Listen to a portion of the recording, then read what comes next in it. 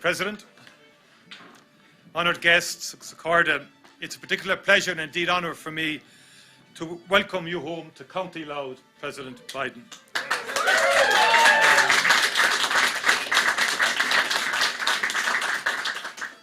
We call it the wee county, County Louth, but coming from Cork, I have to say, President, that the wee county packs a punch, as we found out recently in the recent sporting fixture.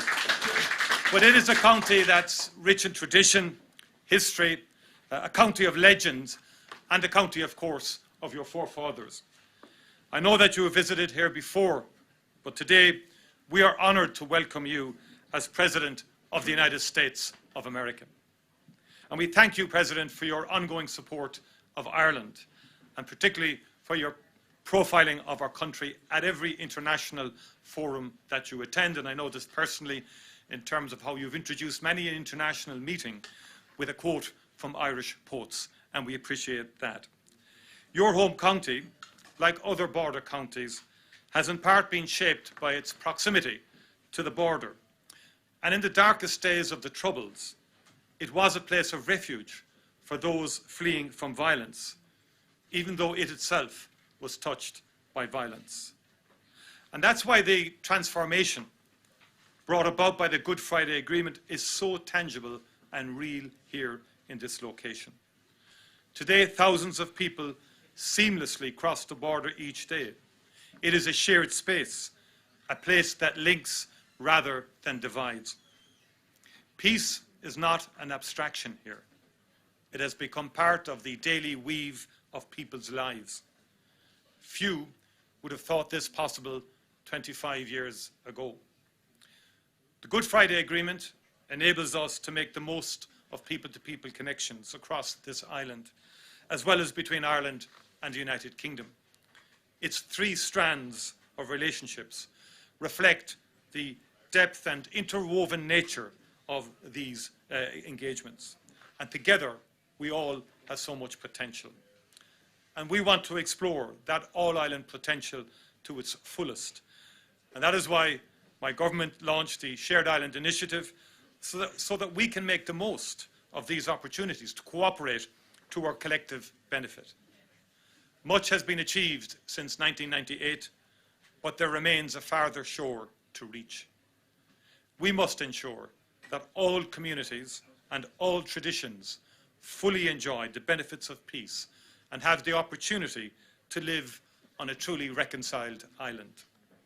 And as we take forward that work, Mr. President, we know that we do so with the full support of the United States.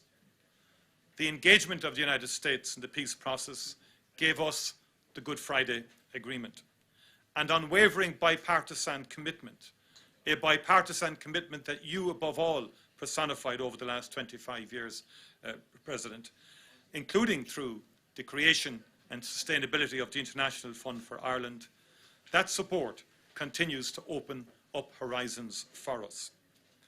As we build on the ambitions of the Good Friday Agreement to sustain a dynamic and prosperous peace, the United States will remain a central and fundamental partner. It is a privilege to welcome you here, Mr. President, to celebrate all that has been achieved and to look forward together to the shining possibilities of our future. Welcome home, Mr. President.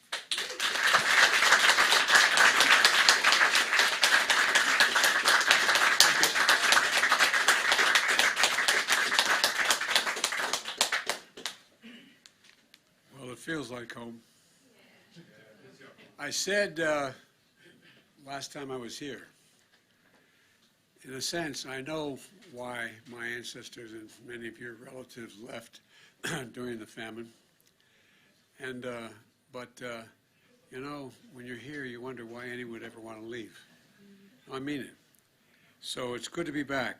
And I want to thank another proud son of Louth, Prime Minister Martin, the guy behind me here. Now, I met him when he was the Taoiseach.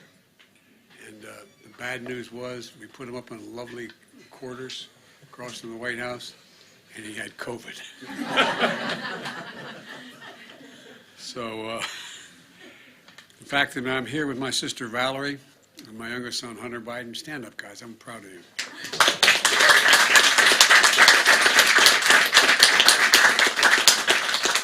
wish our mom, Catherine Eugenia Finnegan Biden, were here today. She'd be so damn proud. You know, Louth held such a special place in her heart, and it really did. And today we carry her home in our heart, for real. We think about her all the time. And coming here feels like coming home, and it really does. The way, every time I've come, the welcome, the people on the streets, they're just so gracious to us. And earlier today, I had a chance to visit another special place, Carlingford Castle. High in the hill, the castle that was likely one of the last glimpses that the Finnegan family saw when they set sail for America. And they set sail with courage and hope, and they crossed the sea. And through generations, the Finnegans brought this island home from Ireland to Scranton, Pennsylvania, where we were raised, where I was raised, I should say, and my mother lived. And matter of fact, I'm going to be heading to the other end side of the island, to Mayo, because my grandmother's maiden name was Blewett, and the Blewetts are from Mayo. And we brought over the mayor of Scranton because it's a sister city to Mayo. And but my grandpa Finnegan would also say, every time we walked, we talk about background and heritage, he'd go, "Remember, Joey, the best drop of blood in you is Irish." Well, y'all think I'm kidding. I'm not kidding.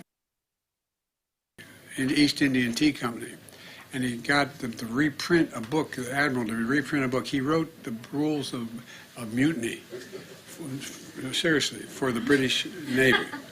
And there's a picture of him sitting in his cabin, looking very captainish, with a big British bulldog next to him. And he gave me the book. He said, "I don't want to hear any more from you." But all kidding aside, you know, the fact is that, you know, my dad taught us a lot. And he used to, our dinner table was a place where you accidentally sat down to eat, but it was a place where we had discussions.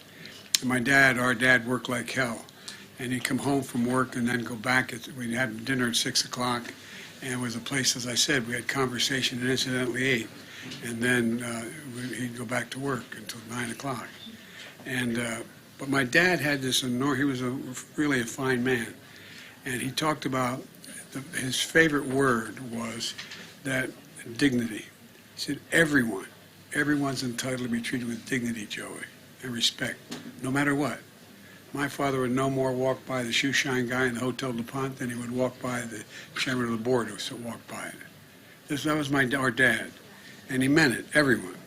These are the same values I've tried to pass down to my children, my son Hunter, my deceased son Bo, my daughter Ashley, that everyone is entitled to be treated with dignity, everybody. And they're the same values including my granddaughters. I have, the great thing about granddaughters is they're crazy about their grandfather. I've worked on it from the you think I'm joking, I worked on it from the very beginning. And my number 2 granddaughter, and when I walked in, she was being born and Hunt was there, and I had just been born. We walked into the recovery room, and I said, "What are we going to name her?" And he said, "Finnegan." And I said, "No, what are we going to name her?" And because I thought Catherine Eugenia Finnegan Biden, they're going to name her. He said, "No, Finnegan." I said, "What are we going to call her?" He said, "Finnegan, Dad, Finnegan." Finnegan's works for an international company now. She's a great kid. And but look, the fact is, I've often said the Irish are the only people in the world, in my view, who actually are nostalgic about the future. Think about it. We're nostalgic about the future. I think we all are, no matter where we live, if we have Irish blood in us. And it's because more than anything in my experience, hope is what beats in the heart of all people, and particularly in the heart of the Irish. Hope. Every action is about hope. We can make things better. And hope that built both our nations and has been passed down generation to generation by our families. And it's hope that continues this day. Nearly 45 years ago, as some of you may remember. None of you women are old enough to know, but some of you men may be. 45 years ago, Pope John Paul spoke down the road, quoting St. Patrick. And the Pope said, and I quote, "I have kept the faith, and it's been the ambition of the Irish down through the centuries to have kept the faith." I think that's who we are. We keep the faith. I'm not talking about religion per se. I'm talking about keeping the faith in who we are, what we believe, what our values are. And so my message to you today is quite simple. We have to continue to keep the faith. Every time I walk out, this is not a joke, walk out of my Grandpa Finnegan's house up in Scranton, Pennsylvania, he'd yell, "Joey, keep the faith." And then either my uncle or my grandmother would yell, "No, Joey, spread it, spread it." But all together we have to keep working toward a future that's of greater dignity, and as we face darkness, and there is darkness we have to face.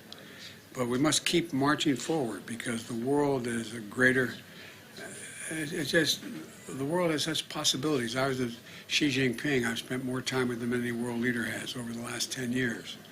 And they keep meticulous count, as the former Taoiseach will know. And over now, 87 hours worth. And I was on the Tibetan Plateau with him. I traveled 17,000 miles with him in China over 10 years. And he asked me, he said, "Can you define America for me?" And I could say the same of Ireland. I said, "Yes, I can." I said, in one word, possibilities. We believe anything's possible. Anything's possible. Anything's possible if we set our mind to it. That's who we are. That's what we believe, in my view. So let me close with this. Around the time Owen Finnegan boarded the Brothers bound for the ship, the Brothers bound for America, another shoemaker named Joseph Kearney from Moneygall was leaving, because my great-great-grandfather was a shoemaker, Owen. And he sailed on the Caroline Reed, and arriving in America just 5 weeks before my great-great-grandfather. And they were both shoemakers.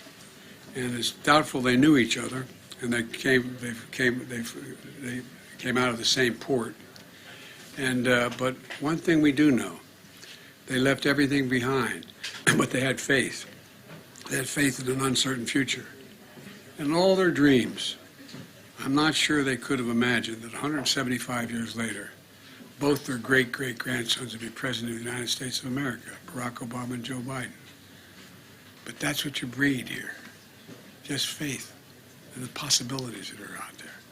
You know, we come from, Valerie and I come from not poor means, but modest means.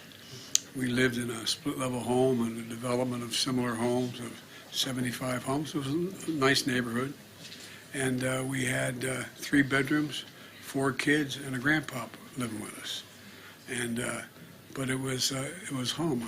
I now look back and wonder how Mom and Dad did that. But the point is that, you know, we were taught anything's possible. Anything is possible.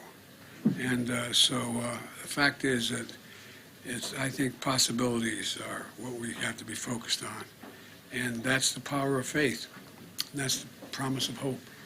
And so, as my mother would say, that's the Irish of it. That's the Irish of it. Whenever we'd say something was unusual, she said, "Joey, that's the Irish of it." And it is the Irish of it. I'm so proud to be here, so proud to be in Louth, so proud to be with, I don't want to ruin the reputation, but the Carneys are relatives. We take great faith. And the closing comment I make, you see this tie I have with the shamrock on it? This was given to me by one of these guys right here. Was a hell of a rugby player, and they beat the hell out of the Black and Tans. Oh, God. But it was when you were at a Soldier Field, wasn't it, the game? Chicago. And after it was all over, he gave my brother, allegedly for me, but if it wasn't, I still took it. I still got the tie. I wear it with great pride. And so thank you all for the homecoming welcome. The bad news for all you is we'll be back. There's no way to keep us out, but thank you, thank you, thank you. I love you.